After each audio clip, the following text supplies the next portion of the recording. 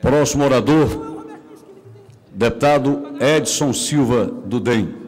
Deputado que disporá de 15 minutos para o seu pronunciamento.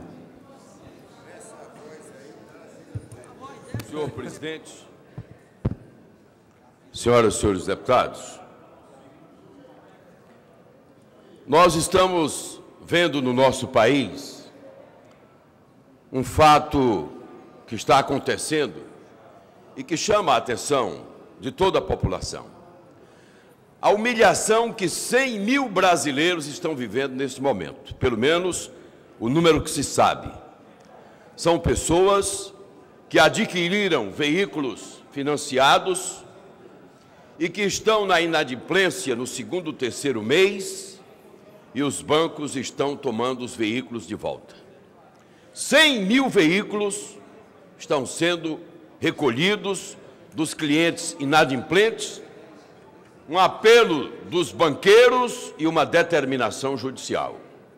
Em relação à determinação judicial, nós temos que entender como um dever da justiça aplicar a lei. Mas os banqueiros é que são os desumanos na questão. Nos últimos 30 anos, as últimas 3 décadas, nós temos acompanhado pelos balancetes, pelos balanços semestrais. Nunca se viu, como diz o presidente Lula, na história deste país, lucros tão exorbitantes como os lucros da agiotagem legalizada neste país, que são as transações bancárias, as transações das casas de créditos. São agiotagens, juros exorbitantes. Uma manchete de um jornal de circulação nacional semana passada dava conta de que a máfia italiana empresta dinheiro com juros menores do que os bancos brasileiros. Uma manchete de jornal. A máfia italiana empresta dinheiro a 92% ao ano e os bancos brasileiros emprestam dinheiro a 190%, 200% ao ano, cobrança de juros. Então, a máfia italiana é mais decente nesse comportamento do que os bancos brasileiros, do que a agiotagem legalizada no Brasil. Mas o que me incomoda, senhor presidente, senhoras e senhores deputados, é a falta de atenção com a população brasileira, com o trabalhador brasileiro. O que é que nós estamos vendo? Nós estamos vendo um crescente aumento no desemprego. Agora mesmo o ministro do Trabalho, Carlos Lupe, diz que de dezembro para cá o Brasil perdeu 112 mil postos de emprego. Quer dizer, são 112 mil pessoas desempregadas que provocam desempregos. Se 112 mil trabalhadores brasileiros foram desempregados, lá na ponta, a empregada doméstica desse desempregado também vai perder o emprego. E outros segmentos são atingidos com o desemprego do trabalhador. E o que é que a gente vê? A ganância dos banqueiros, que estão tendo um pequeno comprometimento nos seus lucros exorbitantes, partem para a violência da tomada do bem vendido. E não é só o veículo, não. São outros semoventes, são outros bens de consumo também que são vendidos. A inadimplência chega involuntariamente porque o devedor não paga porque está desempregado e vem o banco tomar aquilo que foi financiado.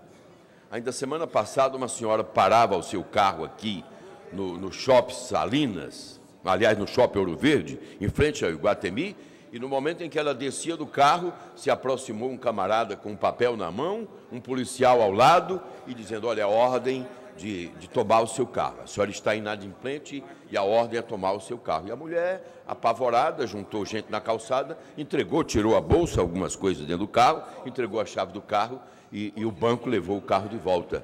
Ela tinha comprado um carro financiado em 50 meses, já havia pago 22 prestações, perdeu o emprego, não pôde honrar a continuidade do compromisso assumido, estava inadimplente no terceiro mês e teve que entregar o carro.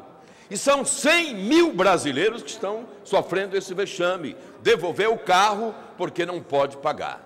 E aonde é que está aí a voz soberana de quem dirige a nação? O presidente Lula se mostrou preocupado com os desempregos provocados pela crise na Embraer. O presidente Lula se mostrou preocupado com a crise internacional e que abala os bancos também. É tanto que o presidente autorizou o Banco do Brasil a comprar o Banco Votorantim, uma transação duvidosa, comprar 49% do Banco Votorantim por 8 bilhões de reais, uma transação que até hoje não ficou bem explícita, bem explicada para o povo brasileiro. O que nos deixa parecer uma transação para beneficiar o Grupo Votorantim e não para aumentar a potencialidade bancária do Banco do Brasil, que é um banco de fomento. O Banco do Brasil tem que ser visto sempre como um banco de fomento, um banco de promoção do desenvolvimento, e não pode se querer o Banco do Brasil um banco comercial como é o HSBC, o Itaú, o Bradesco e outros mais do capital privado.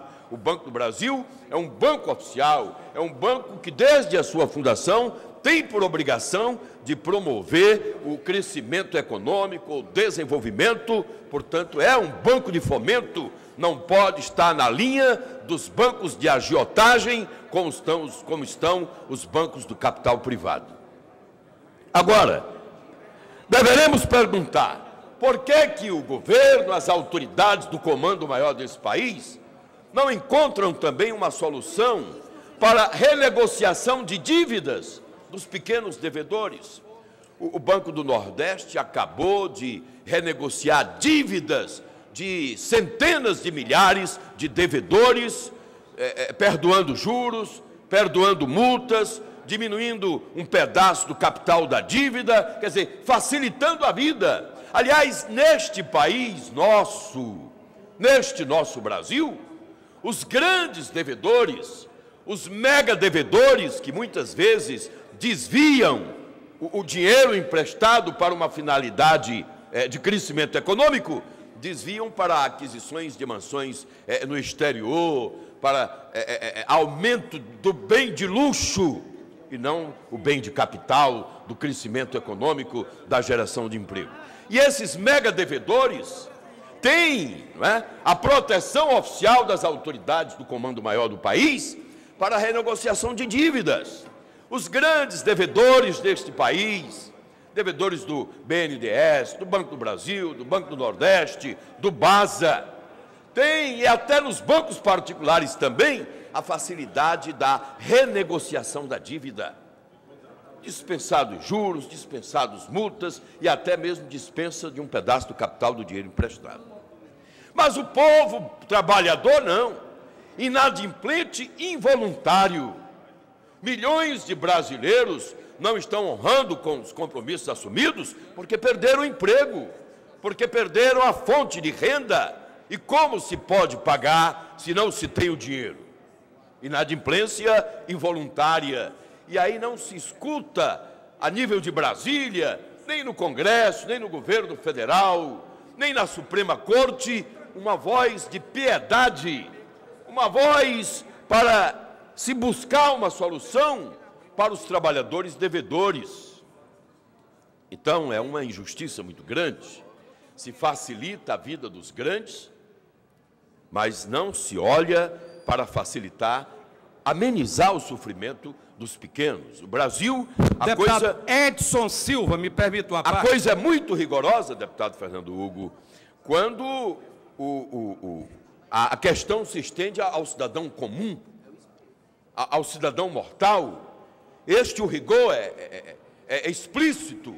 Se é inadimplente no pagamento do aluguel, vem o despejo, friamente o despejo, joga a família no meio da rua, porque a ordem é a do capital estrangulador, é a ordem do capital especulativo, do capitalismo selvagem, onde o dinheiro se sobrepõe aos poderes, onde o dinheiro manda mais do que o direito, do que as leis. O dinheiro manda mais. Os ricos